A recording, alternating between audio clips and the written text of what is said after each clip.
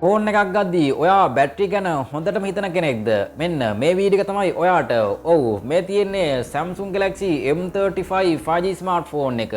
ඉතින් සුපිරිම ඩිස්ප්ලේ එකක් එක්ක හොඳ බැටරි යූස් එක්ස්පීරියන්ස් එකක් ගන්න පුළුවන්කම තියෙන සුපිරිම ඩිවයිස් එකක් තමයි මෙන්න මේ Samsung Galaxy M35 5G smartphone එක. නොදන්න කට්ටියට සොබ් ඩීටේල්ස් කතා කරන්න මේ ස්මාර්ට්ෆෝන් එකත් ඔයාට අපෙන් හුමාරු ඔප්ෂන් එක හම්බ වෙනවා. ඉතින් සාමාන්‍ය අප මිඩ් රේන්ජ් ඩිවයිස් එකක හා සාපේක්ෂව හොඳ performance එකක් ලබා ගන්න පුළුවන්කම තියෙන ඩිවයිස් එකක් තමයි මේ. ඉතින් මේකේ තියෙන ඩිසයින් එකෙන්ම කතා කරමු. ඩිවයිස් එකේ කැමරා සෙටප් එක. ඉතින් කැමරා ගැන ඉතින් දකිද්දි කියන්න ඕනේ නෑනේ. ට්‍රිපල් කැමරා සෙටප් එකක් හම්බ වෙනවා, ෆ්ලෑෂ් ලයිට් එක හම්බ වෙනවා. එතකොට හොඳ ග්ලාස් බෑක් සයිඩ් එකක්. ඉතින් හයි ප්‍රොටෙක්ෂන් එකක් සමගම එන හොඳ ග්ලාස් බෑක් සයිඩ් එකක් තමයි මේ ස්මාර්ට්ෆෝන් එකට හම්බ වෙන්නේ. Gorilla Glass, Corning Gorilla Glass Victus Plus කියන හයි ප්‍රොටෙක්ෂන් එක මේ ස්මාර්ට්ෆෝන් එකට ඉන්ක්ලූඩ් කරලා තියෙනවා. ඉතින් හොඳ මීටර් එකක් විදිහට හඳුන්වා දෙන්න පුළුවන් මේ ඩිවයිස් එකේ තියෙන මිලත් එක්ක. ඉතින් මිල වගේ දේවල් අනිවාර්යයෙන්ම ඇතුළත් කරනවා වීඩියෝ එකේදී. ඩිවයිස් එකේ ප්ලාස්ටික් ෆ්‍රේම් එකක් තමයි ස්මාර්ට්ෆෝන් එකේ බලා ගන්න පුළුවන්කම තියෙන. මේක සාමාන්‍ය මිලිමීටර් 9.1ක වගේ ෆ්‍රේම් තික්නස් එකක් තමයි මේ ස්මාර්ට්ෆෝන් එකට හම්බ වෙන්නේ. මේ ඩිවයිස් එක ටිකක් බරයි ඇත්තටම. පොඩ්ඩක් තනි අතෙන් පාවිච්චි කරන්න විදිහට අමාරුයි. තනි අතෙන් පොඩ්ඩක් කන්ට්‍රෝල් කරන්න අමාරුයි. මම හිතනවා ඒක බර වැඩි කියලා. මොකද ග්‍රෑම් 222 වගේ යුක්ත බරක් තමයි මේ ස්මාර්ට්ෆෝන් එකේ weight එක වශයෙන් ඔයාට කියන්න තියෙන්නේ. සාමාන්‍ය ග්‍රෑම් 225ක වගේ යුක්ත බරක් මේ ස්මාර්ට්ෆෝන් එකෙන් හම්බ වෙනවා. ඒ වගේම තමයි හොඳ සවුන්ඩ් ක්වොලිටි එකක් ලබා ගන්න පුළුවන්කම තියෙන විදිහට ස්ටීරියෝ සවුන්ඩ් එක්ස්පීරියන්ස් එකක් මේ ස්මාර්ට්ෆෝන් එකෙන් ඔයාට හම්බ වෙනවා. සිම් බ්‍රේක් ගැන කතා කරද්දී ඔයාට හයිබ්‍රිඩ් විදිහට සිම් දෙකක් පාවිච්චි කරන්න පුළුවන්කම තියෙන 1TB දක්වා එක්ස්ටෙන්ඩ් කරගන්න පුළුවන් SD කාඩ් එක. බැලු බැලමට ඩිසයින් එකේ තියෙන දේවල් විදිහට කතා කරන්න තියෙන්නේ ওই දේවල් ටික තමයි. ඉතින් හොඳ ඩිසයින් එකක් විදිහට මේ ස්මාර්ට්ෆෝන් එක හඳුන්වා දෙන්න පුළුවන්කම තියෙනවා. සාමාන්‍ය 2024 මැයි වල වගේ තමයි මේ ස්මාර්ට්ෆෝන් එක ආවේ.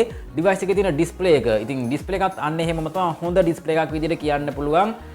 සාමාන්‍ය අඟල් 6.6ක සුපර් ඇමොලඩ් පැනල් එකක් එක්ක බලාපොරොත්තු වෙන්න පුළුවන්කම තියෙන හොඳ ස්ක්‍රීන් එකක් මේ ස්මාර්ට්ෆෝන් එකේ වාට යූස් කරන්න පුළුවන්කම තියෙනවා. ඒත් එක්කම 120 Hz වලින් ස්මූත් එකකින් හර්ට්ස් අගයක් විදියට රිෆ්‍රෙෂ් රේට් එක වාට කියන්න පුළුවන්. ඉතින් රිෆ්‍රෙෂ් රේට් එකත් ඇත්තටම හොඳයි. වාට ස්මූත් අගයකින් මේ ඩිවයිස් එක යූස් කරන්න පුළුවන්කම තියෙනවා. බ්‍රයිට්නස් ලෙවල් එක සාමාන්‍ය හයි බ්‍රයිට්නස් ලෙවල් එක 10,000ක වගේ හොඳ බ්‍රයිට්නස් ලෙවල් එකක් මේ ස්මාර්ට්ෆෝන් එකෙන් වාට හම්බ වෙනවා කියලා කියන්න පුළුවන්කම තියෙනවා. ඉතින් ඩිස්ප්ලේ එක ඇත්තටම වටිනවා මේ ඩිවයිස් එක. හොඳ ඩිස්ප්ලේ එකක් එක්ක හොඳ බැටරි කැපැසිටි එකක් ස්මාර්ට්ෆෝන් එකට හම්බ වෙනවා. ඉතින් 1080ට 2340 කියන පික්සල් රේන්ජ් එකෙන් සමගම එන අංගලක පික්සල් 390ක වගේ පික්සල් ඩෙන්සිටි එකක් සහ Corning Gorilla Glass Victus Plus. ඉතින් බැක් එකට සහ ඩිස්ප්ලේ එකට එහෙම තමයි. ඉතින් ඔයාලට හයි ප්‍රොටෙක්ෂන් එකක් මේ ස්මාර්ට්ෆෝන් එකේ බැක් එකට සහ ඩිස්ප්ලේ එකට අන්තර්ගත කරලා තියෙනවා මෙයාලා. ඇත්තටම මේ ස්මාර්ට්ෆෝන් එක සුපිරි. ඉතින් යූස් කරලාම බලන්න ඕනේ. ඉතින් ඔයාලට ඒ අත්දැකීම ගන්න. සාමාන්‍ය Samsung Galaxy M54 එක, Samsung Galaxy A35 5G smartphone එක, එතකොට Samsung A54 5G ස්මාර්ට්ෆෝන් එක. ඉතින් එහා සාපේක්ෂව හොඳ performance එකක් එක්ක යූස් කරන්න පුළුවන්කම තියෙන ස්ක්‍රීන් එකක් විදිහට මේ ස්මාර්ට්ෆෝන් එක හඳුන්වා දෙන්න පුළුවන්. ඒ වගේම හොඳ quality එකක්, හොඳ contrast ratio එකක් සහ වට 60 මිලියන් වලින් එන color reproduction එකක් මේ ස්මාර්ට්ෆෝන් එකෙන් හම්බ වෙනවා කියලා කියන්න පුළුවන්. ඉතින් ඩිස්ප්ලේ එක ඇත්තටම සුපිරි. වාට මේවා දකිද්දී ඒ වගේ සාපේක්ෂව ID එකක් ගන්න පුළුවන් ඩිස්ප්ලේ එක quality එකක් තියෙනවද නැද්ද කියලා. ඉතින් ඒ වගේම තමයි බැටරි කැපැසිටි එක. අනිවාර්යයෙන්ම බැටරි වැදගත් වෙනවා මේ ඩිවයිස් එක ගන්න ඉන්න කෙනෙක් නම්. මිලියම්පියර් 6000 කට බැටරි කැපැසිටි එකක් එක්ක 25 watt fast charging මේ ස්මාර්ට්ෆෝන් එකේ හම්බ වෙනවා. සාමාන්‍ය දවස් දෙකක වගේ normal use එකක් වාට මේ ස්මාර්ට්ෆෝන් එකෙන් හම්බ වෙනවා කියලා කියන්න පුළුවන්. 25 කියන සාමාන්‍ය පැය එකමාරක වගේ charging speed එකක්. ඒ කියන්නේ charging time එකක් නම් මේ device එක full charging time එක විදියට. ඉතින් ඇත්තටම සුපිරිවා මේ device එක ගන්න ඉන්න කෙනෙක් නම් බැටරි ගැනවා නිතරම හිතන කෙනෙක් නම් නිතරම කියන්නේ බැටරි වා නිතරම පාවිච්චි වෙන කෙනෙක් නම් ඔයාලට ඇත්තට මේ device එක ගොඩක්ම වැදගත් වෙනවා. ගොඩක්ම hard user වගේ කෙනෙක් නම් අනිවාර්යෙන්ම ඔයාලට මේ display එකත් එක්ක මේ design එකත් එක්ක මේ ෆෝන් එක recommend කරන්න පුළුවන්. මොකද බැටරි use එක පැත්තෙන් ඔයාලට හොඳ experience එකක් මේ ස්මාර්ට්ෆෝන් එකේ හම්බ වෙනවා කියලා කියන්න පුළුවන්. RAM එක සහ ROM එක කැමරා ගැන කතා කරමු. RAM එක සහ ROM එක ගැන කතා කරද්දී මේ මගේ අතේ තියෙන device එක 6GB 128 එක. තව මේකට එනවා 8GB 256GB version එකකුත් එනවා. virtual RAM එක වශයෙන් කතා කරද්දී සාමාන්‍ය මේ මගේ අතේ තියෙන device එකට 6GB virtual RAM එකක් ඇතුළත් වෙනවා. ඒතර 8GB එකට පොඩ්ඩක් වෙනස් වෙන්න පුළුවන්කම තියෙනවා. OS එක fingerprint එක ඉස්සලා fingerprint එක කතා කරමු. ඉතින් fingerprint එක සහ face ID ගැන කතා කරද්දී sensor පැත්තෙන් security පැත්තෙන් කතා කරද්දී මේක fast එක කියන ගැන ID එකක් ගත්තොත් fingerprint එක නම් ගොඩක්ම fast අගයකින් ඔයාලට use කරන්න පුළුවන්කම තියෙනවා කියලා. ඉතින් මේවත් එක ID එකක් ගන්න පුළුවන්.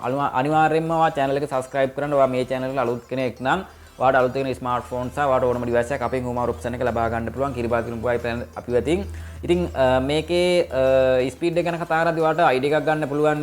ගොඩක්ම ෆින්ගර් ප්‍රින්ට් එක නම් ෆාස්ට්ම කියන්න පුළුවන්. නමුත් ඔයාලට ෆේස් ID එකේ තරමක් දුරට ස්පීඩ් එක පොඩ්ඩක් මදි. කියන පොඩි දශම ගාණක් එහෙම වෙනවා පොඩ්ඩක් අන්ලොක් වෙන්න. ඉතින් ඔයාලට මේවත් එක දාගිදී පොඩි ID එකක් ගන්න පුළුවන්. මේක කොච්චර ස්පීඩ් එකක් ඔයාලට දක්වනවද නැද්ද කියන එක ගැන. දක්වනවද නැද්ද කියන එක ගැන. ඉතින් මම හිතනවා ඒක ඔයාලට ID එකක් ගන්න පුළුවන් ස්පීඩ් එක කොහමද කියලා ඔයාලට.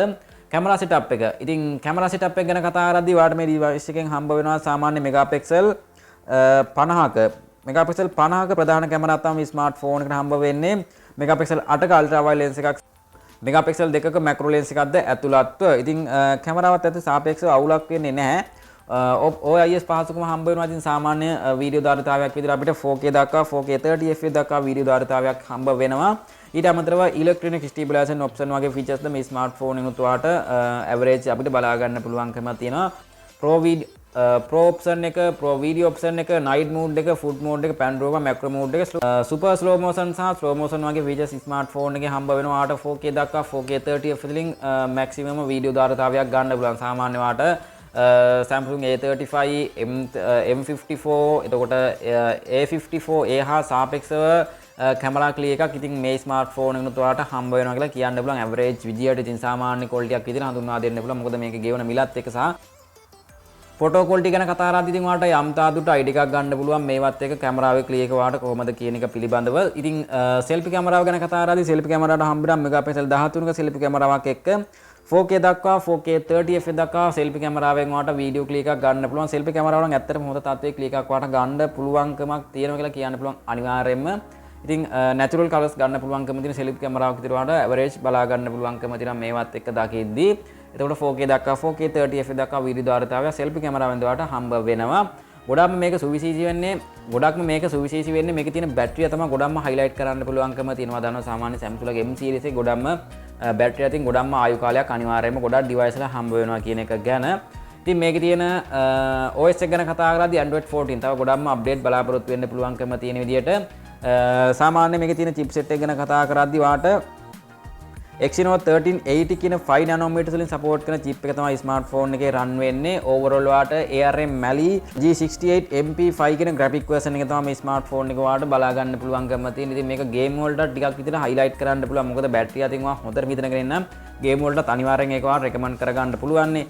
game වලට chipset එක ගැන කතා කරද්දී සාමාන්‍ය Exynos chipset ගොඩක්ම game වලට highlight කරන්නේ නැහැ Snapdragon තරම්ම. නමුත් මේක වා game වලට කියලා game වලටම නෙවෙයි සාමාන්‍ය ගන්නේ. ඉතින් ඔයාලට සාමාන්‍ය වැඩ කටයුතු එක්කම ඉතින් මේක ගේම් වලටත් ප්‍රශ්නයක් වෙන්නේ නැහැ. මේකේ තියෙන ප්‍රයිස් රේන්ජ් එකත් එක්ක ඉතින් ලක්ෂ 6කට වගේ ආසන්න Android Disco එකක් තමයි ස්මාර්ට්ෆෝන් එකට හම්බ වෙන්නේ. සාමාන්‍ය එන device ගැන කතා කරද්දී Samsung Galaxy M54 එක, Samsung Galaxy A35 5G එකට, එතකොට Samsung Galaxy A54 5G smartphone එකට සහ Samsung Galaxy A26 5G smartphone එකට. ඉතින් මේ වගේ device වලටත් ඉතින් ඒ වගේ device වලටත් මේකට හම්බ වෙන chipset එක තමයි හම්බ වෙන්නේ. ඉතින් මම හිතනවා ID එකක් ගන්න ඇති කියලා. ඉතින් Antutu benchmark score එක maximum rating score එක ගැන කතා කරද්දී ලක්ෂ 6කට වඩා ආසන්න Antutu එකක් හම්බ වෙන නිසා මේක ඇත්තටම හොඳයි device එක. කියන price range එකත් එක්ක. ඉතින් පහළ comment box එකේ පළවෙනි comment එක බලන්න. මේකේ තියෙන second hand market price වලට ඇතුළත් කරලා තියෙන අනිවාර්යයෙන්ම වීඩියෝ බලන කාල සීමාවත් එක්ක price එක එහෙම වීමක් වෙන්න පුළුවන්කම තියෙනවා. ඒක නිසා channel එක subscribe කරලා channel එකත් එක්ක set වෙන්න. ඉතින් හොඳම තත්ත්වයේ තියෙන device එකක් විදිහට මේ smartphone එකත් recommend කරන්න පුළුවන්කම තියෙනවා ඔයාලට. හොඳ බැටරියක් සහ හොඳ display එකක් සහ ලස්සන design එකක් එක්ක glass back side එකක් සහ හොඳ high material protection එකක්ද මේ smartphone එකෙන් බලාපොරොත්තු වෙන්න පුළුවන්කම තියෙනවා ඔයාලට. ඉතින් යම් කිසි අදහසක් ගන්න අනිවාර්යයෙන්ම channel එක subscribe කරලා channel එකත් එක්ක set වෙන්න. price වගේ දේවල් පහළ comment box එකේ pin කරලා තියෙනවා. කිරිබාදිනු boy plan අපි උතින් අනිවාර්යයෙන් ඔයාලට මේ ඕනම device එකක් exchange කරගන්න පුළුවන්කම තියෙනවා. ඉතින් මේ වගේම තවත් සුපිරිම ෆෝන් රිවිව් එකක් නැති ඔක්කොම පුස්සන්නේ දී පිටයි පරිස්සමෙන්ම ඉන්න